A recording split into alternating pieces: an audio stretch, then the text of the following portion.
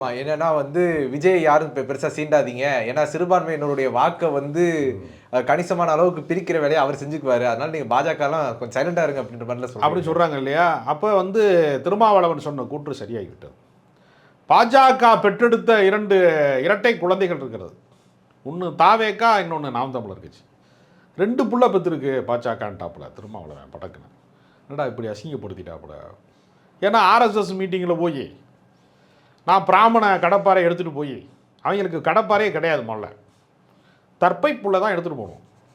அதை வச்சு எப்படி திராவிட கோட்டையை உடைக்கிறது? நீ கூலிக்கு பேச போகிற, கூலிக்கு லாலி பாடுறது என்பது சீமானுக்கு வழக்கம். போனமா பாரதியார் புகழ்ந்தமா, அவர் ஆனந்த பல்லு பாடுவோமே ஆடுவோமே பல்லு பாடுவோமே ஆனந்த சுதந்திரம் அடைந்து விட்டோம் என்னத்தையா ஒரு ஜாலக்கு மலக்கா பேசி தப்பிச்சு வந்தால் பரவாயில்ல. அங்கே போய் நீ பிராமண கடப்பாறை எடுத்துகிட்டு நான் இதை உடைப்பேன், தமிழை யார் தெரியுமா சனியன்னு சொன்னா அப்படின்ட்டு சொன்னவன் தான் ஜனியன், நீ தான் ஜனியன், அந்த ஜனியனே நீ தான் சொல்லிட்டு அந்த மாதிரி. பெரியார் என்ன சொன்னார்?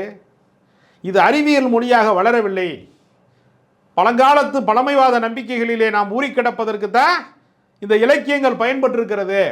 புலவன்கிறவன் பொறுக்கி திங்கிறவன். கரெக்டாக சொல்லியிருக்காரு பாருங்க. பின்னாடி புலவர்களை வைத்து பொறுக்கி திம்பார்கள் என்பதை தெளிவாக சொல்லியிருக்காரு. சீமான் போன்றவர்கள் எல்லாம் பொறுக்கி திங்கிற பொழப்புக்கு போவாங்கிறது பெரியாருக்கு எப்படி தெரியும் தெரியல.